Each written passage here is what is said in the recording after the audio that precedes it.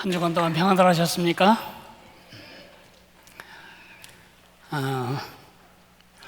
제가 크리스천이 된 다음에 무엇이 내 삶의 가장 중요한 변수일까? 오늘 이 자리에 있기까지 나를 변화시킨 가장 큰 변수가 무엇일까? 그런 생각을 곰곰이 해보니 그것은 자세였습니다. 왜 어려서부터 자세 바로 그런 말을 우리가 들었는지 알겠습니다. 육체적으로도 자세가 바라야 그 척추에 연결된 뼈들이 제자리에 서고 거기에 연결된 장기들이 제자리에서 기능하게 되기 때문에 건강한 삶을 사는 데 있어서 자세가 바른 것은 굉장히 중요하죠. 영적으로도 마찬가지예요. 하나님의 자녀가 되었지만 자세가 삐뚤어져 있거나 하나님의 자녀인데 하나님의 자녀다운 자세를 몸에 익히지 못하면 결단코 하나님의 자녀가 누려야 할 삶, 보여줘야 할 삶을 살기는 어렵다, 이런 생각을 하게 되었습니다. 실제로 여러분의 자세는 여러분의 삶의 형편보다 훨씬 중요합니다. 우리는 형편이 좋아지고 경제 사정이 나아지고 삶의 여건들이 개선되면 나는 행복하고 나는 만족할 거다 생각하지만 형편이나 상황이 좋아져서 만족한 사람은 단 한 사람도 없습니다. 불만스러운 자세를 가진 사람에게 지금의 재산의 1000배가 주어진다고 해서 그 사람이 행복하게 느낄까? 만족하게 느낄까? 그럴 수는 없습니다. 결국 한 사람을 행복하게 만드는 것, 불행하게 만드는 것, 한 사람을 피곤하게 만드는 것, 한 사람을 위로하는 것, 한 사람을 내게로 끌어들이는 것, 한 사람을 내게서부터 멀어지게 만드는 것, 한 사람을 나의 친구로 삼는 것, 한 사람과 영원히 원수가 되는 것. 내가 지금 있는 자리에서 꼽히게 되는 것, 시드는 것, 다 어디에 달렸냐면 우리 태도에 달려 있습니다. 태도는 진짜 중요합니다. 그래서 미국 사람들은 태도가 모든 것이다, Attitude is everything, 뭐 그런 말 쓰기도 하고, 한 사람의 attitude가 그의 삶의 고도, 높이를 결정한다. Attitude determines altitude. 내 태도로 높아지기도 하고 낮아지기도 한다는 것입니다. 근데 그 말이 진짜 맞는 것 같습니다. 왜냐하면 우리 자세, 우리의 마음 자세, 삶의 자세, 생활 태도, 이것은 세상을 어떻게 보느냐 하는 우리의 눈이 되기 때문에 그렇습니다. 눈. 꼬인 사람 눈에는 다 꼬이게 보입니다. 제가 지금 여기에 검은색 선글라스를 쓰고 여러분을 보시면 여러분 얼굴이 전부 검게 보일 것입니다. 흰 옷마저도 색깔 있게 보일 것입니다. 우리 자세가 그런 것입니다. 그리고 우리 자세는 세상을 어떤 눈으로 보느냐 뿐만 아니라 어떻게 해석하느냐, 우리 귀 노릇을 하기 때문에도 그렇습니다. 우리의 자세는, 우리의 태도는 세상을 해석하는 우리의 귀가 됩니다. 사람들은 절대로 들리는 대로 듣지 않습니다. 듣고 싶은 것을 듣는 거죠. 그 듣고 싶다, 듣고 싶지 않다가 뭐냐면 그 사람 마음속에 깔아앉아 있는 숨겨진 태도입니다. 어머니가 그렇게 방 치우라고 잔소리 해도 그건 잘 안 들려요. 그런데 아이스크림 먹자 뭐 이런 건 되게 잘 들리잖아요. 왜 그렇죠? 그게 우리 귀의 특징이죠. 우리는 보이는 대로 보는 게 아니고 보고 싶은 것을 보는 것입니다. 제가 한번 여행을 한 적이 있는데 버스 안에 온통 썩은 개똥 냄새, 여기 맡아도 썩은 개똥, 저기 맡아도 아주 발효가 충분히 돼서 아주 불쾌하게 견딜 수 없는 개똥 냄새가 가는 곳마다 진동하는 거예요. 음식점에 가면 음식점에서 개똥 냄새가 진동하고, 버스에 가면 버스에서 진동하고, 너무 괴로워서 누가 실수를 했나? 그런 생각을 하다가 내가 제 발바닥을 보니까 제가 개똥을 밟은 거예요. 개똥이 그 울퉁불퉁한 그 운동화 바닥에 딱 달라붙어가지고 제가 가는 곳마다 개똥 냄새가 침동하는 것입니다. 개똥은 음식점이나 버스 안에 있었던 게 아니고 바로 제 발밑에 있었습니다. 똑같이 세상을 비참하게 보냐, 부정적으로 보냐, 슬프게 보냐, 우울하게 보냐, 그것은 세상의 모습에 달려있지 않습니다. 실제로 그것은 내 자세에 달려 있습니다. 뿐만 아니라 자세는 우리의 목소리이기도 합니다.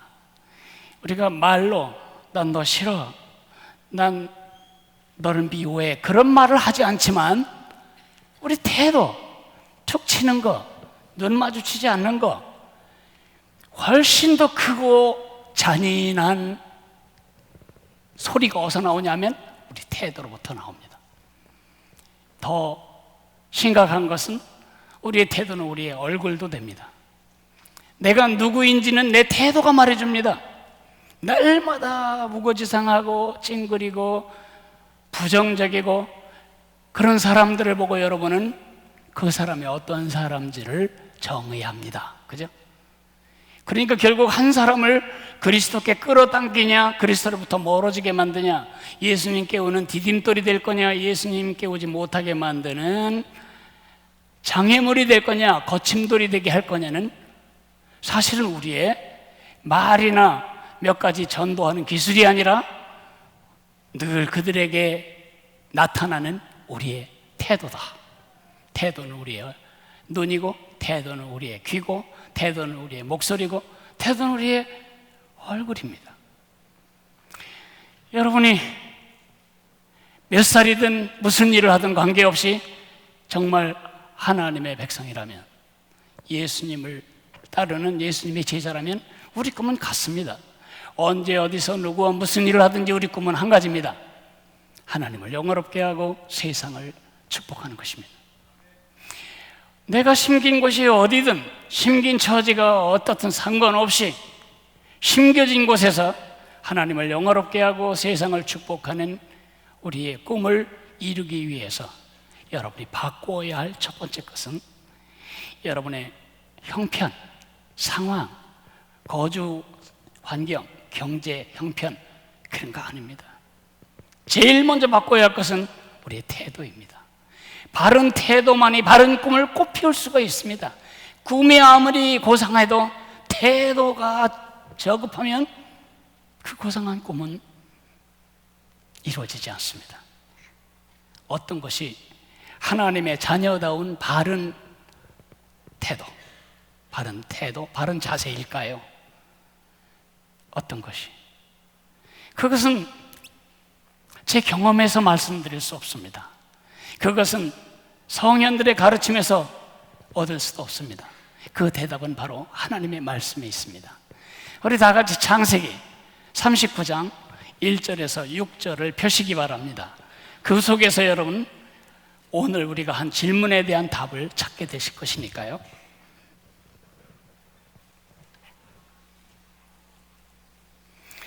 창세기 39장 1절부터 6절까지를 제가 읽어드리겠습니다. 요셉이 이끌려 애굽에 내려가매 바로의 신하 친위대장 애굽 사람 보디발이 그를 그리로 데려간 이스마엘 사람의 손에서 요셉을 사니라. 여호와께서 요셉과 함께 하심으로 그가 형통한 자가 되어 그의 주인 애굽 사람의 집에 있으니 그의 주인이 여호와께서 그와 함께 하심을 보며 또 여호와께서 그의 범사에 형통하게 하심을 보았더라. 요셉이 그의 주인에게 은혜를 입어 섬김에 그가 요셉을 가정 총무로 삼고 자기의 소유를 다 그의 손에 위탁하니 그가 요셉에게 자기의 집과 그의 모든 소유물을 주관하게 한 때부터 여호와께서 요셉을 위하여 그 애굽 사람의 집에 복을 내리심으로 여호와의 복이 그의 집과 밭에 있는 모든 소유에 미친지라. 주인이 그의 소유를 다 요셉의 손에 위탁하고 자기가 먹는 음식 외에는 간섭하지 아니하였더라. 요셉은 용모가 빼어나고 아름다웠더라. 여러분, 하나님의 소원을 이미 여러 번에 걸쳐서 반복해서 들으셨습니다. 우리가 하나님의 영광이 되고 세상의 축복이 되는 것입니다. 이것은 예수님이 구약성경, 신약성경, 구약의 율법서, 선지서 다 합쳐서 요약하면 한마디로 요약해 주신 예수님의 가르침을 다른 표현한 것입니다. 내 마음을 다하고 힘을 다하고 뜻을 다하여 주 너희 하나님을 사랑하고 내 이웃을 내 몸처럼 사랑하라. 그 말이 너무 우리에게 익숙해져서 제가 익숙하지 않게 적용되게 하고 싶어서 하나님께 영광, 세상의 축복, 그렇게 말을 바꾼 것뿐이지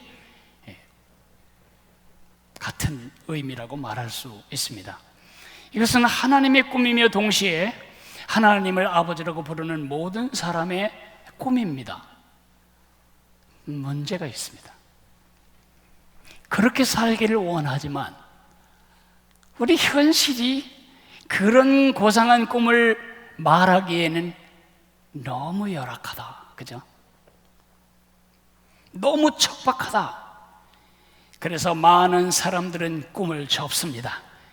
그리고 그냥저냥 하루하루 살아갑니다. 달력 찢어가면서 나이 먹어갑니다. 그러시면 안 됩니다. 언젠가 형편이 될 때, 내가 은퇴하고 나서 아니면 넉넉한 재원이 마련된 다음에 서랍에 넣었던 내 꿈을 다시 꺼내서 그때부터 꿈을 꽃피우겠다. 그거는 옳지 않은 생각입니다. 요셉이 심긴 토양은 여러분이 심긴 토양과는 비교할 수 없을 정도로 척박하고 메말랐습니다. 그러나 요셉은 가는 곳마다 형통하고 심겨진 곳마다 가서 꽃을 피웠습니다. 심겨진 곳이 어디든 그는 그곳에서 꽃을 피웠습니다. 그 비밀은 바로 그의 자세, 그의 태도였습니다. 그것이 무엇일까요? 우리가 읽은 본문을 제가 무용으로 표현해 보겠습니다. 저는 몸치이지만은 이런 건 되게 잘합니다. 기본 동작 1번, 동작 1번은 이것입니다. 옆으로 보십시오. 눈을 45도 선상으로 고개를 드는 것입니다. 주님만 바라보라. 주님을 바라보는 이 시선의 태도가 1번. 2번 동작은 손을 내밀어서 손끝이 현실 위로 약간 위로 처지도록 들어올리는 것입니다. 주님을 섬기라. 어느 직장에 가든 지금 여러분 손에 맡겨진 일이 무엇이든 그 일을 목적으로 결승선으로 하는 게 아니고, 결승선은 따로 있어요. 그 일은 지금 그 결승선을 이루기 위한 과정일 뿐입니다. 자, 제가 두 동작을 가르쳐 드렸는데 이제 우리 다 같이 한번 해보겠습니다. 동작 1, 고개 쳐드세요.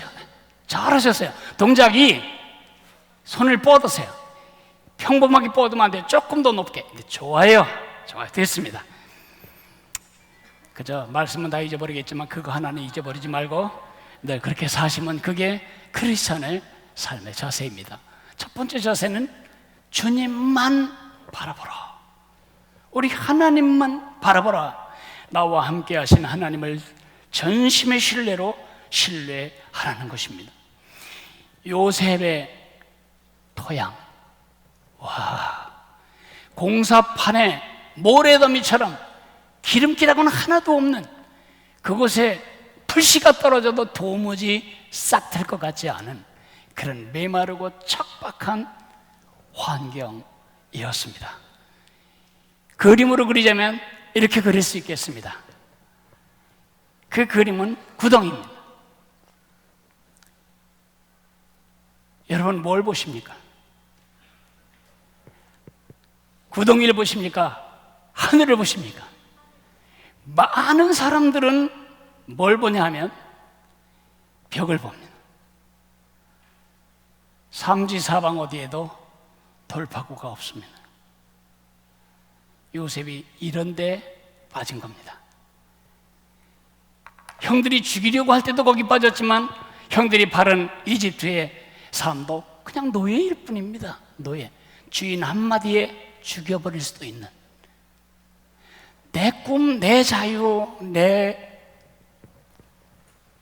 미래 아무것도 없습니다. 그 구덩이 속에서 요셉이 자살하지 않은 것만 해도 우리는 대견하게 여겨야 합니다. 아마 많은 젊은이들 17살짜리 소년이 이런 상황에 빠졌다면 날마다 이갈고 원망하고 원한에 사무치고 우울하고 날마다 이 이마로 벽을 들이받아서 이마에 날마다 피가 나고 주먹으로는 바닥을 하도 쳐서 주먹은 다 으깨지고 아마 여러 번 자해하고 자살하는 시도를 했을지 모르겠습니다. 요셉은 그렇다고 해도 우리가 비난하기 어려울 만큼 힘든 여건에 있습니다. 거기서 그렇게 안 한 것도 감사한데 그는 이집트 사람이 되자, 어차피 이제 노예로 팔렸으니까 노예로 성공하자. 그래서 이집트 사람의 믿음, 이집트 사람의 우상, 이집트 사람의 부도덕, 이집트 사람의 죄를 그대로 다 흡수하면서 이집트화 되었는가? 자기 믿음의 삶과 원리를 포기했는가? 그렇지 않습니다. 그는 그 척박한 삶에서 형통했다, 그렇게 말하고 있습니다. 4번이나 요셉이 형통하였다라는 말을 창세기 39장은 기록하고 있습니다. 요셉은 노예였지만 자기 주인님의 집에 모든 가정경제와 산업을 총괄하는 총무가 되었습니다. 전무님이 되신 것입니다. 일개의 10대의 소년이 아니면 20대 초반의 약관의 청년이 그 엄청난 재산을 다 관리하는 가정 총무가 된 것입니다. 형통했다는 말이 4번 나오는데 그 변수도 4번 나옵니다. 어떻게 그렇게 형통할 수 있었을까요? 그 변수가 이것입니다. 임마누엘. 여러분 히브리 단어 몇 개 아시죠? 아멘. 그렇습니다. 할렐루야. 여호와를 찬양합니다. 임마누엘. 여호와 하나님이 나와 함께 계시다. 여호와께서 요셉과 함께 계심에 요셉이 형통했더라. 4번이나 짝을 이루어서 나옵니다. 자전거의 양바퀴처럼 요셉이 형통한 것은 하나님이 함께 하셨기 때문이다. 하나님이 함께 하셨기 때문에 요셉이 형통했다. 그 이야기를 정말 모래사막 같은 창세기 39장 안에 하나님은 오아시스처럼 4번이나 반복하고 계신 겁니다. 그 사실을 자신도 알았습니다. 보디발 주인도 알았습니다. 하나님이 나와 함께 계시다. 요셉이 이집트에 가서 벽만 쳐다보고 돌파구가 없다, 그렇게 절망하지 않고 하늘을 향해 뚫린 그 돌파구를 바라보며 자기에게 꿈을 주신 그 하나님, 그 하나님의 지문이 얼마나 자기의 모든 삶의 페이지마다 묻어 있는지를 본 것입니다. 요즘 화성 연쇄살인 사건의 30년 전 범인이 30년 전 그 속옷에서 채취한 DNA와 일치된다고 해서 요즘 많은 이야기들이 있지요. 요셉은 하나님의 지문을 보았습니다. 자기 삶의 머리끝부터 발끝까지 가득히 배어 있는 하나님의 지문을 본 것입니다. 하나님이 나와 함께 계시다.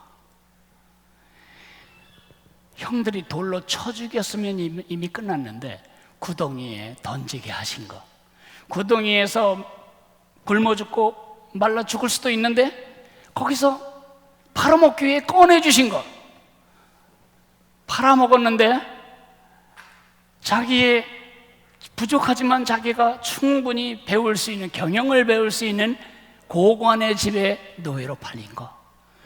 노예로 팔려서 일을 할 때마다 무언가가 잘 되고 손 대는 일마다 무언가 척척 아구가 맞아 떨어져가는 이걸 보면서 내 삶의 페이지마다, 내 삶의 갈피마다 하나님의 지문이 있구나. 그래서 그는 자살하지 않은 것입니다. 그래서 그는 이집트 사람으로 전락하지 않은 것입니다. 그래서 그는 형통할 수 있었던 것입니다. 그것을 그의 주인까지도 확실하게 보았습니다. 이상하게 이 노예가 우리 집에 들어온 그날부터 만사가 잘 풀려. 복덩이가 들어왔어. 사랑하는 형제 자매 여러분, 여러분이 꽃을 필 이상적인 현실을 찾아서 이곳저곳 많이 돌아다니셨지요. 그 직장에 가면 꽃이 필 거다, 이 직업을 가지면 꽃이 필 거다. 아니요, 조금 낮긴 하겠지만 이상적이진 않아요. 이상적인 토양도 없고 이상적인 장소도 없고 이상적인 직업도 없고 이상적인 지위도 없습니다. 우리가 꼽힐 가장 좋은 최적의 토양은 임마누엘, 하나님이 함께 계시는 바로 그 현장입니다. 하나님이 나와 함께 하시다. 여러분 중에는 요셉은 참 좋았겠다, 지문이 덕지덕지 묻은 하나님의 동행을 경험하며 살았으니까 요셉은 참 좋았겠다, 부러우신가요? 그걸 부러워하시면 안 돼요. 요셉은 여러분을 엄청 부러워합니다. 구약의 요셉은 하나님과 함께 했고 하나님이 함께 하셨지만, with him, 하나님이 함께 하셨지만 여러분에게는 그 하나님이 in you, 여러분 속에 계시니까요. 요셉을 돌보셨던 그 하나님이 사람의 몸을 갈아입으시고 이 땅에 오셨어요. 십자가에서 우리 모든 죄를 다 담당하고 돌아가셨고 다시 살아나셨죠. 그분이 승천하셔서 그의 약속대로 성령을 보내주시고 영으로 오신 예수님을 우리는 이 마음에 모시고 살아가니 우리는 하나님을 이 안에 가지고 있는 사람입니다. 날마다 주변을 바라보며 돌파구가 없다고 한숨 쉬고 탄식하지 말고 고개를 들어 위를 향하여 열린 저 하늘을 바라보며 사는 것입니다. 그 하늘은 닫히지 않습니다. 예수님이 세례를 받으실 때에 하늘이 열리고 비둘기처럼 성령이 임하시고 너는 내 사랑하는 아들이라 내가 너를 기뻐하노라, 그렇게 말씀하셨죠. 그 예수님이 여러분 안에 계시기 때문에 똑같이 하십니다. 너는 내 사랑하는 아들이다, 내 딸이다, 내가 너를 기뻐한다.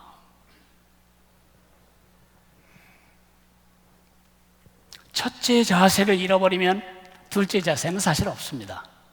첫째 자세를 잃지 않을 때 심긴 것이 주인집 노예 현장이든, 심긴 것이 대기업 중역실이든, 심긴 것이 작은 주방의 파타임 아르바이트든,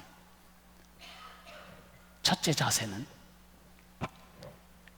나와 함께 하신 하나님에 대한 시선을 놓치지 않는 것입니다.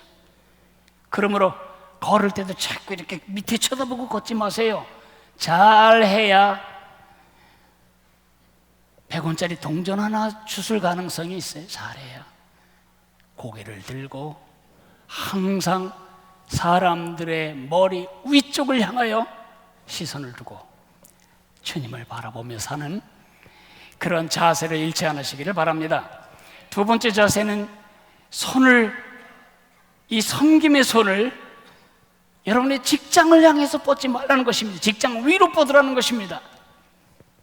우리는 언젠가 미래에 주님의 영광이 되고 언젠가 미래에 있는 사람들에게 복이 될 삶을 지금 준비하는 것이 아닙니다. Here and now, 지금 바로 여기서 우리는 우리에게 맡겨진, 우리 손에 붙여진 일로 우리 하나님을 섬기는 것입니다. 보디발이 요셉에게 그의 모든 살림을 다 위임할 때 그 이유가 뭐였죠? 복덩이가 들어왔다. 이 사람은 하나님의 축복을 끌고 우리 집에 넝쿨채 들러왔다, 이런 확신이 있었기 때문이었습니다. 근데 이 말을 날짜로 계산해 보니까 그날부터 신비스럽고 직접적인 어떤 기적이 그 가정에 일어났다, 이렇게 이해하시면 안 됩니다. 요셉은 날마다 주인 눈치나 보고 둘러대고 게으름 피고 놀고 자고 있었는데 하나님이 요셉 때문에 그 가정에 복을 주셨다, 그렇게 해석하시면 안 됩니다. 사실 보디발이 요셉에게 자기 식사 위에 모든 걸 다 위임할 수 있었던 한 가지 이유는 요셉의 근면한 태도, 성실한 삶의 자세, 정직한 그의 삶의 태도, 노력, 이런 태도 때문이었습니다. 저 무지막지한 경호실장, 직업상 저 사람은 잔인한 사람이 틀림이 없습니다. 그런 사람이 일개의 노예 청년에게 모든 삶을 다 맡길 때는 감동했기 때문입니다. 왜 감동했어요? 이 친구는 내가 다 이해할 수 없는 특별한 무언가를 가지고 있다.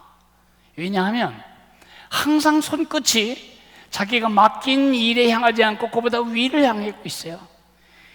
바닥을 닦든 장부를 정리하든 이 친구는 나를 위해 일하는 게 아니라 그 하나님을 위해 일하는 것이 너무너무 믿음직해 보였어요. 여러분이 지금 어디서 일합니까? 일하는 장소는 다 다릅니다. 병원 진료실일 수도 있고, 어떤 사람은 지금 가정주부로서 여러분의 주방이 여러분의 일터일 수도 있고, 어떤 사람은 지금 회사에 여러분 데스크가 있을 수도 있습니다. 잊지 말아야 할 거는 크리스천은 지금 그 직장을 위해 일하는 사람이 아니라는 것입니다. 그걸 잊어버리는 순간 우리는 세상과 똑같이 권리 주장하고 책임은 남에게 떠넘기고 가능하면 요령껏 사는 직장인으로 전락하고 말 것입니다. 사장님이 보든 말든 누가 나를 더 쳐주고 인센티브로 돈을 더 주든 말든 사람들이 나를 뭐라도 상관없이 나는 지금 그 직장에서 일할지라도 그 직장을 내게 주신 그 직장 안에서 하나님의 영광을 드러내고 직장을 축복해야 할 축복의 파이프로서 하나님을 섬기고 있다, 이 생각을 잊으면 안 되는 것입니다. 제 선배 목사님이 유학을 갔는데 돈이 없어요. 그래서 화장실 청소하는 아르바이트를 했어요. 뭐 여러분 아시겠지만 화장실 청소하는 기분이 그리 좋지 않죠. 지린내와 구린내와 온갖 지저분한 그걸 다 닦아야 돼요. 장갑을 끼고 그 흐른 오줌 자국 다 닦아야 돼요. 닦다가 생각하니까 짜증이 났어요. 내가 한국에서는 강단에서 설교하고 사람들에게 영향을 미쳤던 사역자였는데 내가 이 친구들 오줌 싼 거 닦아주려고 여기 왔나? 그냥 너무 화가 나서 걸레를 집어던지고 나오려고 하는데 주님이 이런 말씀을 떠올려 주셨어요. 무슨 일을 하든지 마음을 다하여 주께 하듯 하고 사람에게 하듯 하지 말라.